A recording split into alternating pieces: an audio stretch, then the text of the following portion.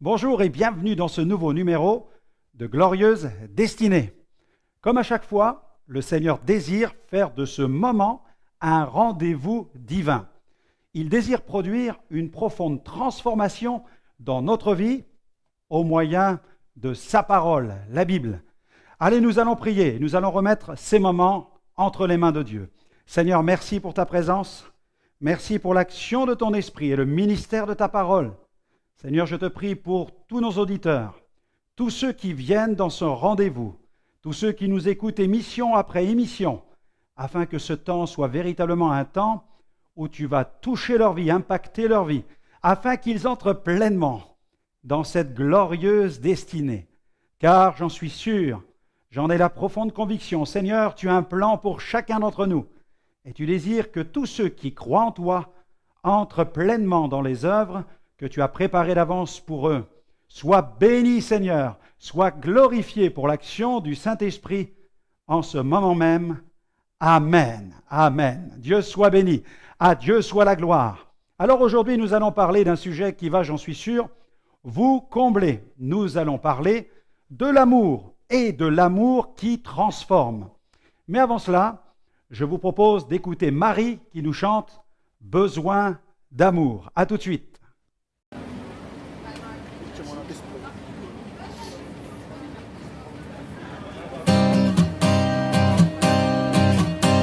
On a tous dans le cœur un besoin vital. On a tous un peu peur d'être seul au final. Est-ce que vous êtes comme moi à chercher autour? Mais c'est chacun pour soi et y a tout le monde qui court. On a tous dans le cœur un vide qui fait mal, une indéfinie douleur. On m'a dit que c'est normal, que tout le monde connaît ça, qu'il n'y a rien contre vous et qu'on est fait comme ça. On a besoin d'amour, pronostic vital, appel au secours, détresse et signal, ultime recours, phase terminale, besoin d'amour, c'est fondamental. Ouh, yeah, yeah, yeah. Dieu l'a inscrit en nous, cet amour parfait. Sans lui on devient fou, c'est comme ça qu'on est fait. On a tant de valeur à ses yeux de père, qu'il a mis dans nos cœurs ce besoin, ce repère.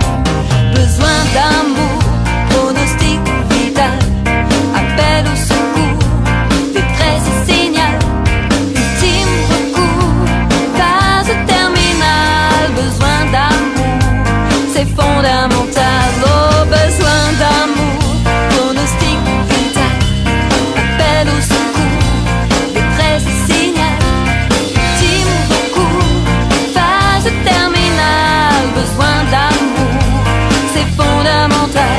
Il a laissé les clous traverser ses mains, du péché, du dégoût, il a bu le venin. Y a pas de plus grand cœur que de donner sa vie, comme l'a fait le Seigneur pour aimer ses amis. Besoin d'amour, sacrifice total, appel au secours, il entend ton signal, ultime recours, traitement radical. Besoin d'amour, c'est fondamental. Oh, besoin d'amour, sacrifice total, appel au secours, il entend ton signal, ultime recours, traitement radical. Yeah, yeah, yeah. Besoin d'amour, c'est fondamental.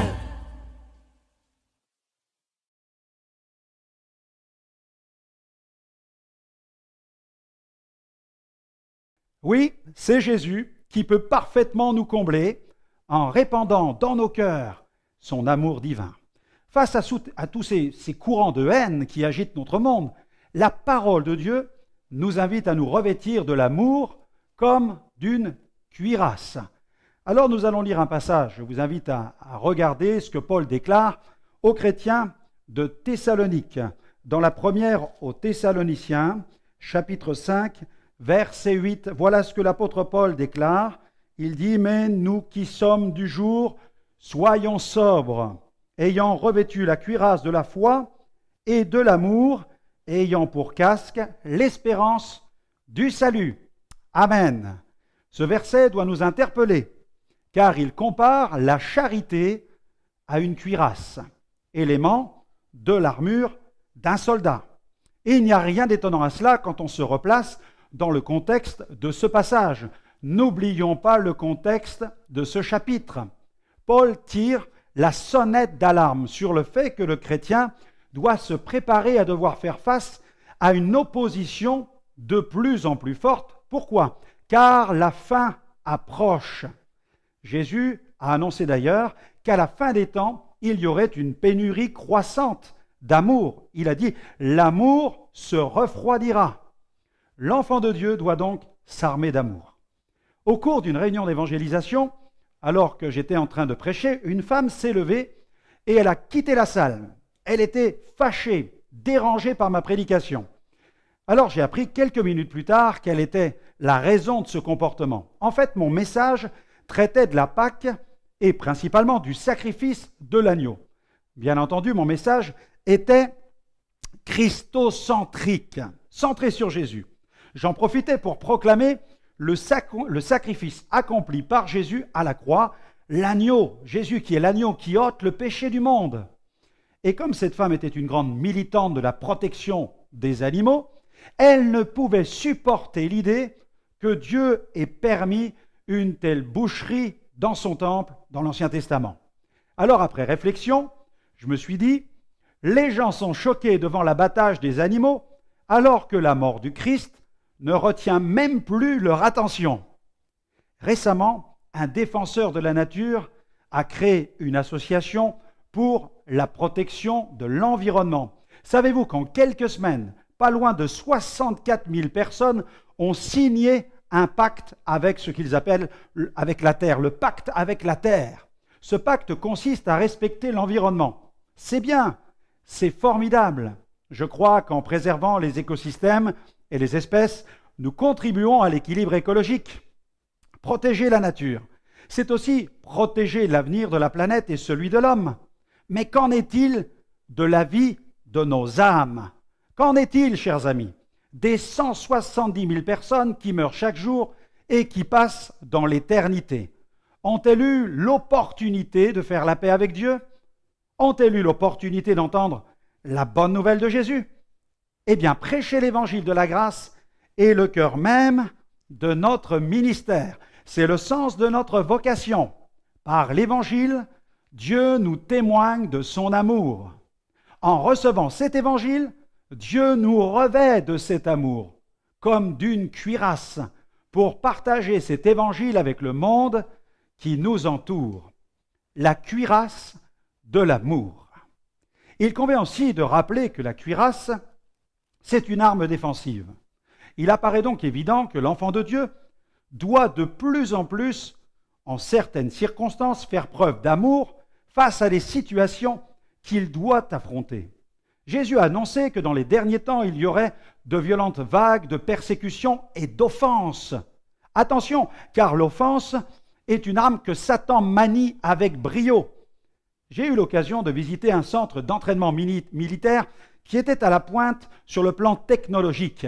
Et la vocation de ce centre consiste à mettre sur pied des conflits militaires fictifs, gérés à partir d'ordinateurs. Ainsi, des généraux français et étrangers se retrouvent derrière des ordinateurs et s'affrontent virtuellement. À la fin de l'exercice, c'est l'heure des bilans. Alors on compte les pertes humaines, les pertes en matériel, et on fait les bilans sur le plan stratégique. Bien que le concept soit très moderne, ce genre de guerre reste néanmoins une guerre virtuelle. Cependant, sur le plan spirituel, ne pensez pas que la guerre spirituelle soit fictive ou qu'elle soit virtuelle. L'ennemi ne joue pas avec nous comme on joue à la bataille navale. Le combat, c'est un véritable combat spirituel. Attention, le diable ne nous enverra pas des tomates ou des tartes à la crème. L'un de ses plus gros calibres s'appelle l'offense. Regardez ce que Jésus a déclaré. Dans l'évangile de Jean, chapitre 10, verset 10, Jésus déclare au sujet de Satan, il dit « Le voleur, Satan, ne vient que pour dérober, égorger et détruire. Moi, je suis venu afin que les brebis aient la vie et qu'elle l'ait en abondance. » Amen.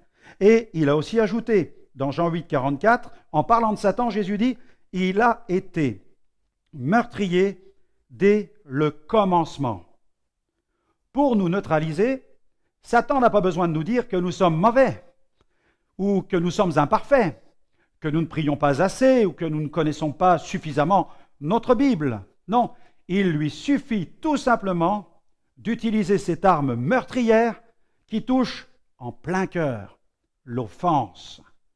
Dès qu'il voit que nous sommes victimes de paroles blessantes ou de calomnies, tel un sniper, il tire.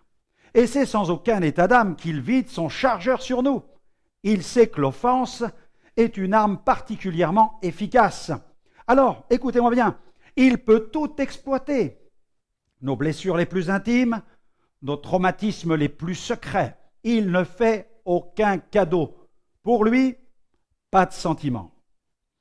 Mais il y a une puissance dont j'aimerais vous parler. La puissance du pardon. La puissance du pardon.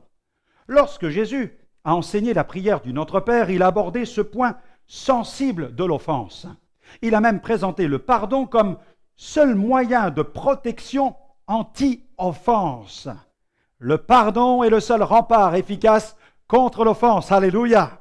C'est la seule protection capable de résister à la puissance de ce projectile destructeur.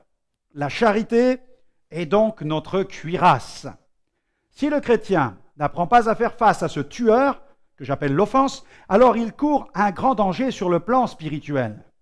Quand Jésus enseigna la prière du Notre Père, il invita ses disciples à pardonner. En effet, dans Matthieu chapitre 6, verset 12, nous avons un extrait tiré de cette prière.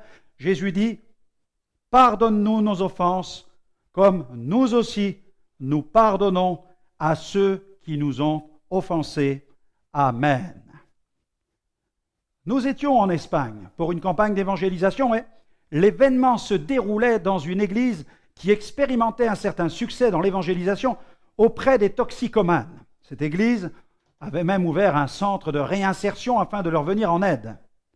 À la fin d'une réunion, un jeune homme désirait me parler. Depuis plus d'1 an, il suivait le programme de ce centre et il voulait me faire part d'un problème qu'il faisait souffrir. Il avait donné son cœur à Jésus quelques mois auparavant, mais il ne se sentait pas épanoui sur le plan spirituel. Et au cours de notre discussion, j'ai donc voulu en savoir plus sur sa vie. Avant de connaître Jésus, il souffrait d'un profond mal de vivre. Il avait essayé de combler ce vide intérieur avec l'alcool et avec la drogue. Au début, il a consommé des drogues douces, mais très rapidement, il est passé à des drogues beaucoup plus dures. Et pourtant, dans cette période, il avait tout pour être heureux, humainement parlant. Une femme et des enfants, un bon travail, une belle maison, une voiture. Mais il y avait ce malaise intérieur inexpliqué qui le rongeait. C'était comme plus fort que lui. Il lui fallait combler ce vide. Alors la drogue prit de plus en plus de place dans sa vie. Son état physique se dégradait et la relation avec son épouse a commencé même à se détériorer. L'atmosphère était de plus en plus tendue à la maison. Cela devenait invivable. C'était la guerre avec sa compagne. La drogue détruisait son foyer. Toute la famille en souffrait. Mais il fallait que tout cela s'arrête. Alors, n'en pouvant plus, sa femme lui a fixé un ultimatum où il arrêtait la drogue et les sorties nocturnes, où elle le quitterait et emmènerait les enfants avec elle. Contraint par cet ultimatum, elle a décidé de s'en sortir et elle a recherché un centre de désintoxication. On lui a indiqué celui de cette église évangélique. Ce centre se trouvait à quelques heures de voiture de chez lui. Quitter sa femme et ses enfants pour suivre ce programme de désintoxication fut vraiment difficile à accepter, mais couper toute relation avec ses mauvaises fréquentations, c'était la seule solution. Alors il boucla sa valise et partit pour passer une première année dans ce centre. Le programme lui a permis de faire la découverte de la foi. Il a reçu Jésus comme son sauveur personnel. Et il a fait une expérience véritable de conversion, de transformation. Et les semaines et les mois passèrent. Et puis, écoutez-moi bien, un jour, il reçoit une nouvelle qui va bouleverser sa vie. On lui apprend que sa femme vient de le quitter pour partir avec un autre homme. Elle avait décidé de le quitter, de partir même avec les enfants. Ce fut un choc terrible pour lui. Et tout en me racontant son histoire, des larmes coulaient le long de son visage. À ce moment-là, il me dit, « Je souhaitais parler avec vous, pasteur, car je ressens un profond malaise. Lorsque je m'approche de Dieu pour le louer, j'ai l'impression qu'il y a comme une ombre entre lui et moi, et cela me dérange, cela me tourmente. » Quand il m'a fait cette confession, j'ai compris qu'il fallait aborder le sujet sensible du pardon.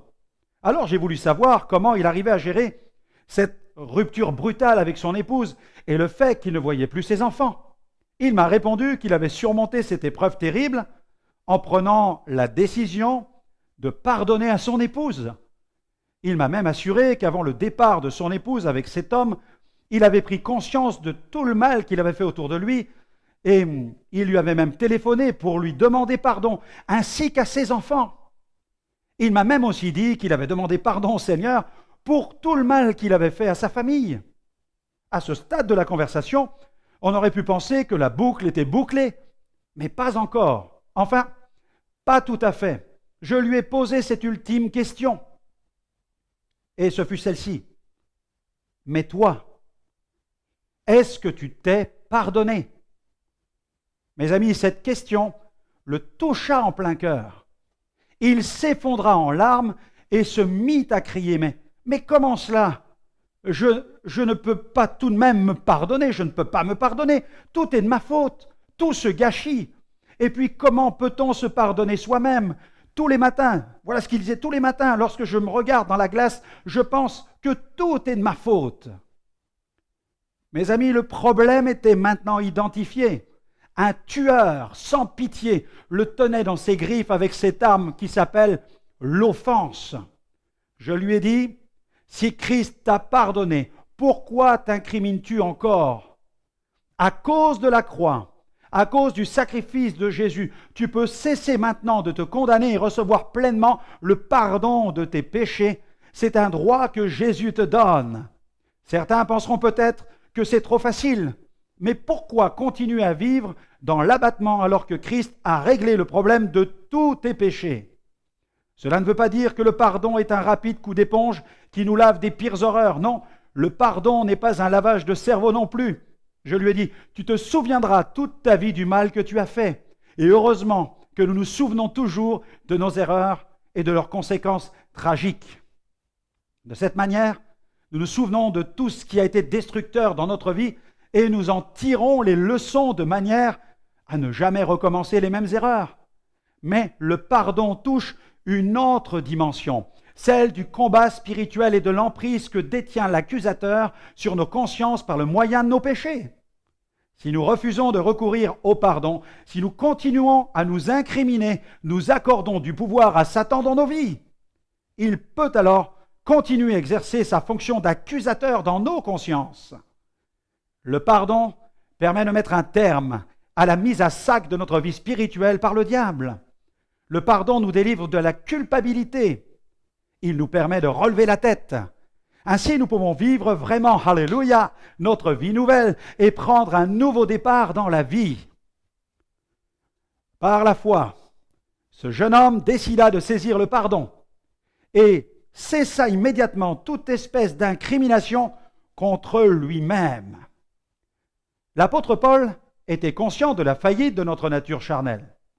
Évoquant même ses propres luttes, ses luttes intérieures, il s'est écrié un jour « Misérable que je suis ».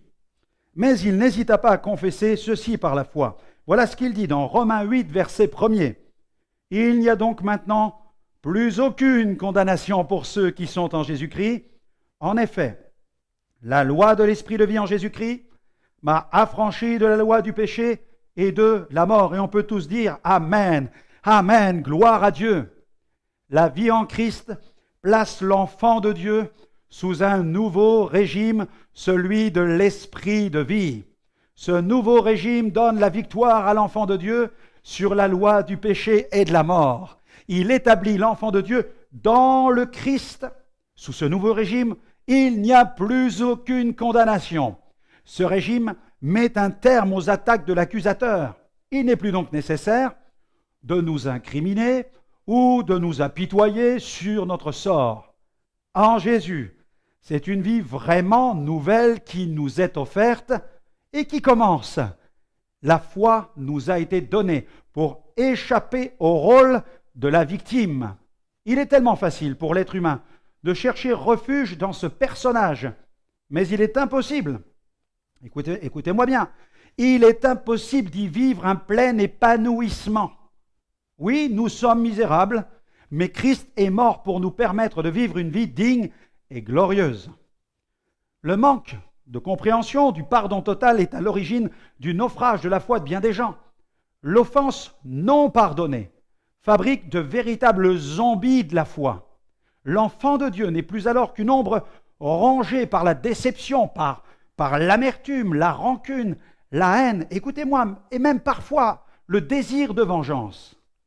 Saisissons pleinement l'amour de Dieu, l'évangile de grâce.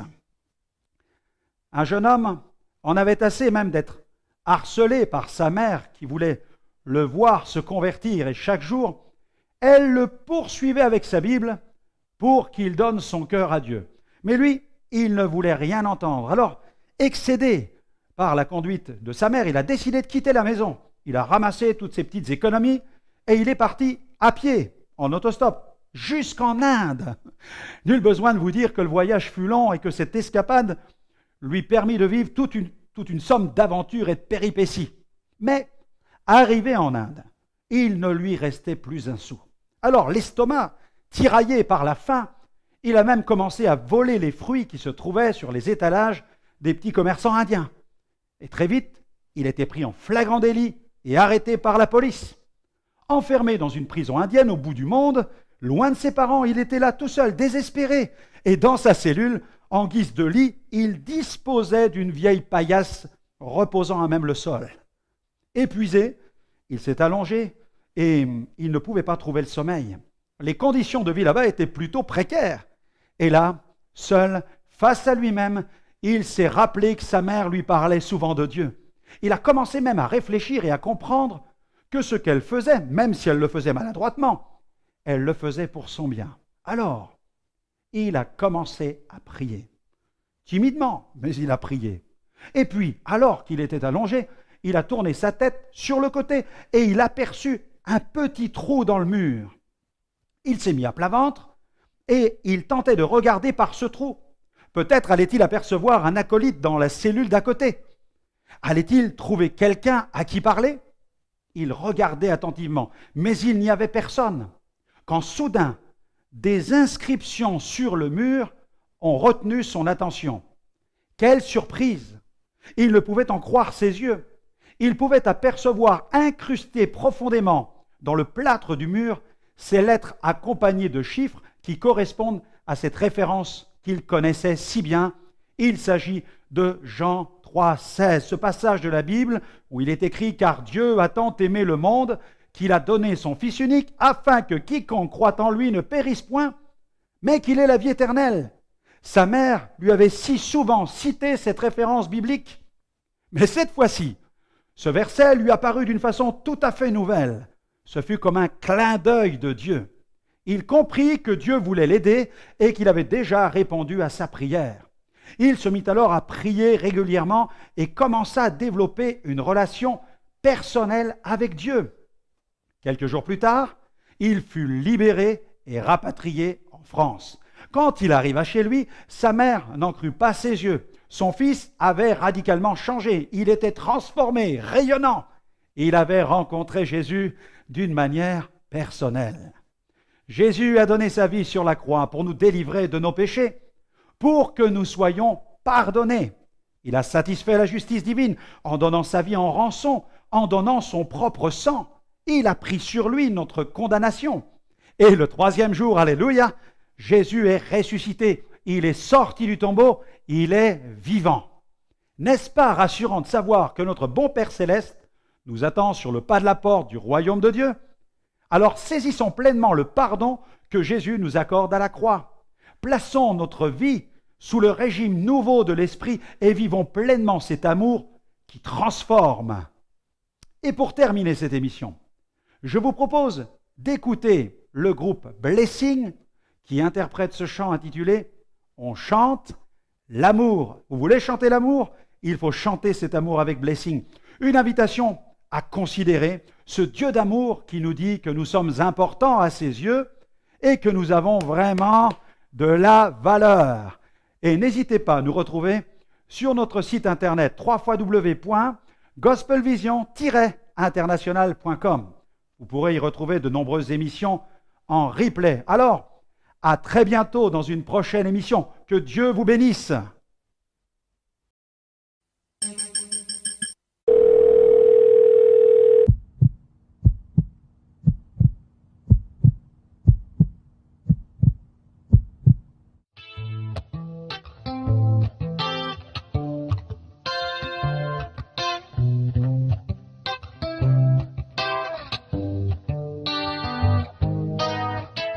Et si tu pouvais être consolé de toutes ces années passées, de tous ceux qui t'ont blessé, qui ont fait de toi un cœur brisé.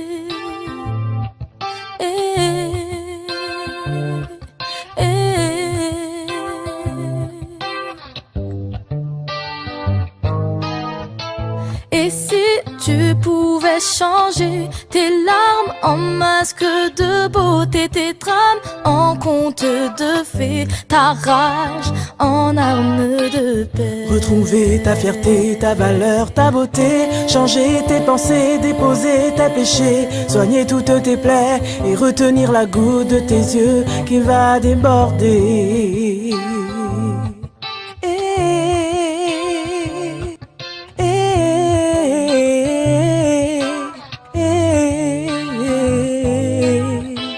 Et si tu pouvais oublier, si tu pouvais pardonner, enfin te sentir libéré et retrouver l'envie d'aimer. Croire en tous tes projets, tous tes souhaits, voir dans ce monde quelque chose de parfait, tenir un bras quand arrive la tempête, quand tout va mal, relever la tête.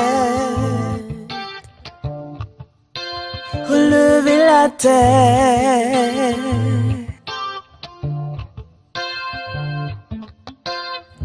Il est patient, rempli de bonté.